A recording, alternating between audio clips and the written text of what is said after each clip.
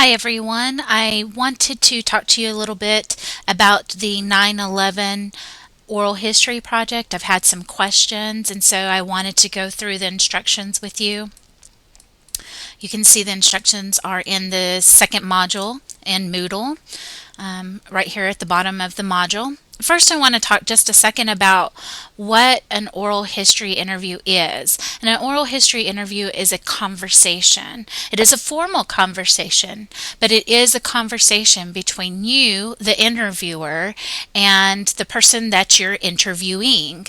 Um, and so I want you to keep that in mind as you move forward through this project, that that's what you're wanting to do is to have a formal conversation with someone.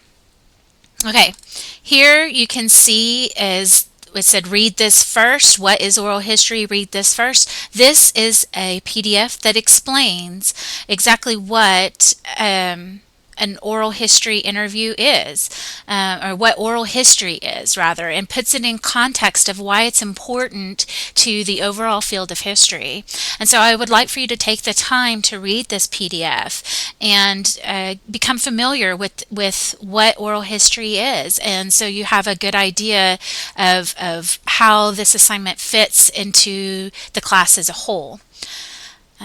After you've read the PDF, I would like for you to look at the instructions, and hopefully all of you have looked at the instructions before, but what I would like for you to do is go through and read the instructions, and I'm not going to read them to you over the video, but what I want to focus on is that you are going to conduct two interviews. You're going to conduct an interview with yourself and an interview with someone else. Okay, so this whole project is going to contain two interviews. Now, someone asks, how do you interview yourself? And the answer to that is pretty simple. It's what you think it is. You're going to write some questions and then you're going to answer them, right? You just type them out. I want you to tailor the questions to your specific experience. For instance, I was living in Atlanta during 9/11, and I had a very different experience than my family who lived out in West Texas. So I would tailor my questions to things like, what was it like to live in an urban community during 9/11? What was it like to work downtown and have to be evacuated after you heard the news of the Twin Towers? Those are questions that I would ask myself. Leading questions, prompting questions to where I could then sit and write my narrative, write your story. The same is true for the person that you're going to interview. Pick somebody who remembers it well. Pick someone who is willing to talk about the event.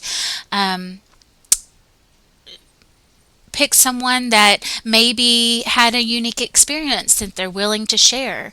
You want to tailor your questions, your interview questions, to fit that person. If you were interviewing someone who lived in New York during 9/11, then obviously you would tailor the questions to that experience. What was it like to live in New York City during that time? Your questions would be very different than if, say, you were asking me questions. You would tailor your questions toward me. So ask people, ask around, and find someone, learn a little bit about their situation, and then write your questions list and tailor your questions to the person that you're interviewing, whether it's yourself or someone else. After you've read through all of the instructions and have all of the specifics, I would like for you to come back and go straight to the grading rubric, because this is going to tell you exactly the information that I'm looking for when I grade this assignment. Okay, first of all, your questions list is 25% of this grade. And yes, you have to give me a questions list for your self interview. That is half of the 25 available points. Okay, you have to give me a questions list for your self interview. You have to give me a questions list for the person that you're going to interview, the other person you're going to interview. And that those two components are 25% of your grade, consist of 25% of your grade. Read through these, look at the how I'm going to grade on, make sure your questions are not yes and no questions, make sure they're leading questions. You want to leave them open-ended on purpose so that they'll continue to tell their story and not just say yes, no. You know, I don't want to be robots here. We want to start a conversation. The second is I'll focus 75 points on the transcription of the interview that you're going to have with someone else, okay? And you can see here I've got clear criteria and parameters on what I'm going to be looking for in these interview. I also have an example listed here with the LOC, which is Library of Congress Veterans History Project interview transcript. This is a sample transcription, and what I want you to note is that up here at the beginning they have the basic pertinent information, and this needs to be in each, even your self-interview, this needs to be in each of your interviews. And then really what I want you to pay attention to is that you can differentiate between what the question that the interviewer is asking looks like compared to what the answer of the person being interviewed is. Okay, the questions are bold and italics, and they've even put the name in there. The answer is just in regular font. So it's very visually different. The questions and the answers are very visually different, and that way I can tell who is talking in your conversation, and that's very important. So pay attention, look through this, and so that you get an idea of what I'm looking for when I say transcription. Also, you can go to the sample interview questions,